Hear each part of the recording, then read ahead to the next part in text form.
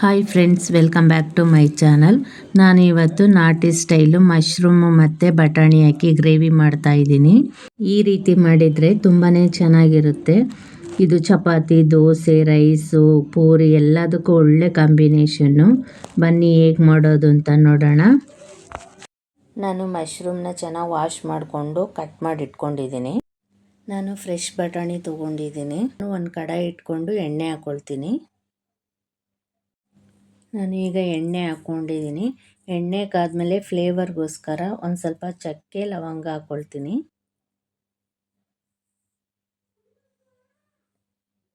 ನಾನು ಈಗ ಒಗ್ಗರಣೆಗೆ ಈರುಳ್ಳಿ ಹಾಕ್ಕೊಳ್ತೀನಿ. ಈರುಳ್ಳಿ ಹಾಕ್ಕೊಂಡು ಚೆನ್ನಾಗಿ ಕೆಂಪಗಾಗೋವರೆಗೂ ಫ್ರೈ ಮಾಡ್ಕೋಬೇಕು. ಈರುಳ್ಳಿ ಬ್ರೌನ್ ಕಲರ್ ಬರೋವರೆಗೂ ಫ್ರೈ ಮಾಡ್ಕೋಬೇಕು. ಈಗ ಈರುಳ್ಳಿ ಎಲ್ಲ ಫ್ರೈ ಮಾಡ್ಕೊಂಡಾಗಿದೆ. ಇದಕ್ಕೆ ನಾನು ಒಂದು ಅರ್ಧ ಸ್ಪೂನಷ್ಟು ಅರಿಶಿನ ಹಾಕ್ಕೊಳ್ತೀನಿ.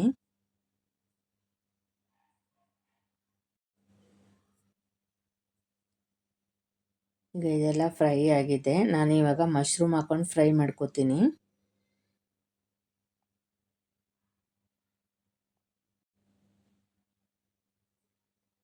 ಮಶ್ರೂಮು ಅಷ್ಟೇ ಎಣ್ಣೆನಲ್ಲಿ ಚೆನ್ನಾಗಿ ಫ್ರೈ ಮಾಡ್ಕೋಬೇಕು.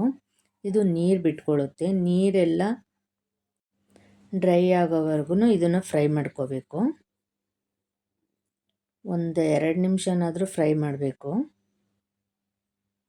ನೀರಿನ ಅಂಶ ಎಲ್ಲ ಹೋಗಬೇಕು.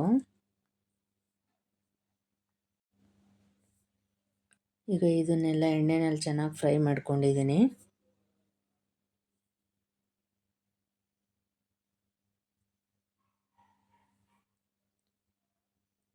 ಈಗ ನೋಡಿ, ನೀರಿನ ಅಂಶ ಎಲ್ಲ ಕಡಿಮೆ ಆಗಿದೆ. ಇದು ತುಂಬಾ ನೀರು ಬಿಟ್ಕೊಳ್ಳುತ್ತೆ. ಈಗ ಮಶ್ರೂಮ್ ಎಲ್ಲ ಚೆನ್ನಾಗಿ ಫ್ರೈ ಆಗಿದೆ. ಇದಕ್ಕೆ ನಾನೀಗ ಬಟಾಣಿ ಸೇರಿಸ್ಕೋತೀನಿ. ನಾನು ಫ್ರೆಶ್ ಬಟಾಣಿ ತೊಗೊಂಡಿದ್ದೀನಿ. ಬಟಾಣಿನೂ ಅಷ್ಟೇ ಎಣ್ಣೆಯಲ್ಲಿ ಚೆನ್ನಾಗಿ ಫ್ರೈ ಮಾಡ್ಕೋಬೇಕು. ಇದು ಅಷ್ಟೇ ಸ್ವಲ್ಪ ಹಸಿ ವಾಸನೆ ಎಲ್ಲ ಹೋಗಬೇಕು ಬಟಾಣಿದು. ಈಗ ನೋಡಿ, ಎಲ್ಲ ಚೆನ್ನಾಗಿ ಫ್ರೈ ಮಾಡ್ಕೊಂಡಾಗಿದೆ. ನಾವು ಒಂದೊಂದೇ ಹಾಕ್ಕೊಂಡು ಫ್ರೈ ಮಾಡ್ಕೋಬೇಕು. ಆವಾಗ ಗ್ರೇವಿ ತುಂಬಾ ಚೆನ್ನಾಗಿ ಬರುತ್ತೆ. ಈಗ ಇದು ಫ್ರೈ ಮಾಡ್ಕೊಂಡಾಗಿದೆ. ಇದಕ್ಕೆ ನಾನು 1 ಸ್ಪೂನಷ್ಟು ಶುಂಠಿ ಬೆಳ್ಳುಳ್ಳಿ ಪೇಸ್ಟ್ ಹಾಕ್ಕೊಳ್ತೀನಿ. ಇದನ್ನು ಅಷ್ಟೇ ಹಸಿ ವಾಸನೆ ಹೋಗೋವರೆಗೂ ಫ್ರೈ ಮಾಡ್ಕೋಬೇಕು. ನಾನು ಒಂದೊಂದಾಗೆ ಸೇರಿಸ್ಕೊಂಡು ಫ್ರೈ ಮಾಡ್ಕೋತೀನಿ.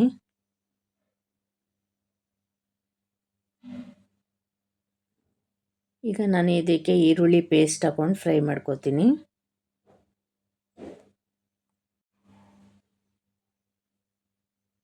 ಇದನ್ನು ಅಷ್ಟೇ 1 ನಿಮಿಷ ಫ್ರೈ ಮಾಡ್ಕೊಳ್ಳೋಣ.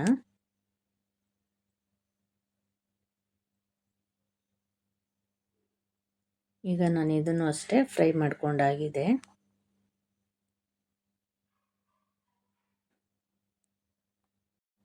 ನಾನು ಇದಕ್ಕೆ ಇವಾಗ ಕೊತ್ತಂಬರಿ ಸೊಪ್ಪು, ಹಸಿರು ಮೆಣಸಿನ್ಕಾಯಿ, ಚಕ್ಕೆ ಲವಂಗ ಮಾಡ್ಕೊಂಡಿರೋ ಪೇಸ್ಟನ್ನ ಹಾಕ್ಕೊಂಡು ಇದನ್ನು ಅಷ್ಟೇ ಫ್ರೈ ಮಾಡ್ಕೋಬೇಕು.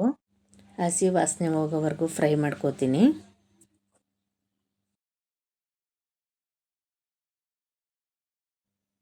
ಈಗ ನಾನು ಇದನ್ನೆಲ್ಲ ಚೆನ್ನಾಗಿ ಫ್ರೈ ಮಾಡ್ಕೊಂಡಾಗಿದೆ. ನಾನೀಗ ಟೊಮೊಟೊ ಪೇಸ್ಟ್ ಹಾಕ್ಕೊಂಡು ಫ್ರೈ ಮಾಡ್ಕೋತೀನಿ. ಒಂದೊಂದಾಗಿ ಹಾಕ್ಕೊಂಡು ಫ್ರೈ ಮಾಡ್ಕೊಳ್ಳೋದ್ರಿಂದ ಗ್ರೇವಿ ತುಂಬ ಚೆನ್ನಾಗಿರುತ್ತೆ, ಟೇಸ್ಟಿಯಾಗೂ ಇರುತ್ತೆ. ಇದು ಅಷ್ಟೇ ಹಸಿ ವಾಸನೆ ಹೋಗೋವರೆಗೂ ಫ್ರೈ ಮಾಡ್ಕೋಬೇಕು. 1-2 ನಿಮಿಷನಾದರೂ ಫ್ರೈ ಮಾಡ್ಕೋಬೇಕು.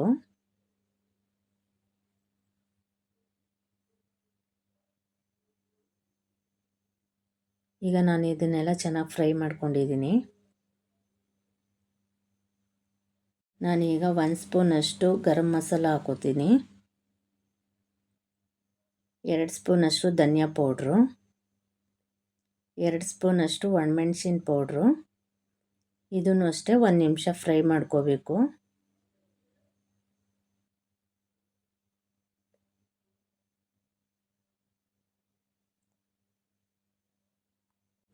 ಈಗ ಇದನ್ನೆಲ್ಲ ಚೆನ್ನಾಗಿ ಫ್ರೈ ಮಾಡ್ಕೊಂಡಿದ್ದೀನಿ. ನಾನು ಇದಕ್ಕೆ ಇವಾಗ ತೆಂಗಿನಕಾಯಿ ಮತ್ತು ಗೋಡಂಬಿ ಪೇಸ್ಟ್ ಮಾಡ್ಕೊಂಡಿರೋದನ್ನ ಹಾಕ್ಕೊಂಡು ಫ್ರೈ ಮಾಡ್ಕೋತೀನಿ.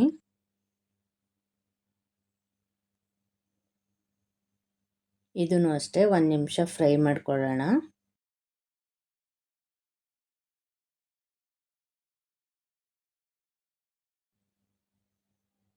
ನಾನು ಇದನ್ನು ಅಷ್ಟೇ ಈಗ ಚೆನ್ನಾಗೆಲ್ಲ ಫ್ರೈ ಮಾಡ್ಕೊಂಡಿದ್ದೀನಿ. ಹಸಿ ವಾಸನೆ ಹೋಗೋವರೆಗೂ ಫ್ರೈ ಮಾಡ್ಕೋಬೇಕು. ಈಗ ನಾನು 2 ಸ್ಪೂನಷ್ಟು ಮೊಸರು ಹಾಕ್ಕೊಳ್ತೀನಿ.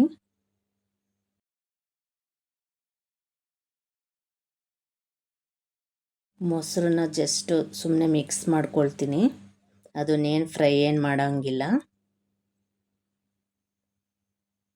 ಈಗ ಸ್ವಲ್ಪ ನೀರು ಹಾಕ್ಕೊಳ್ತೀನಿ ಇದಕ್ಕೆ. ಎಲ್ಲ ಚೆನ್ನಾಗಿ ಮಿಕ್ಸ್ ಮಾಡಿಕೊಂಡು ರುಚಿಗೆ ತಕ್ಕಷ್ಟು ಉಪ್ಪು ಹಾಕ್ಕೋಬೇಕೀಗ.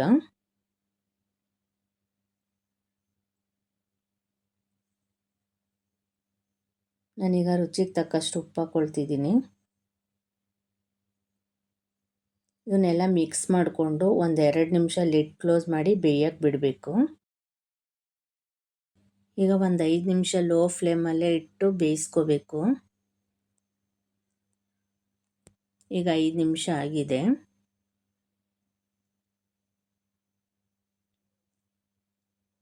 ಈಗ ಮುಚ್ಚಳ ತೆಗೆದು 5 ನಿಮಿಷ ಲೋ ಫ್ಲೇಮಲ್ಲೇ ಇಟ್ಟು ಬೇಯಿಸ್ಕೊಳ್ತೀನಿ.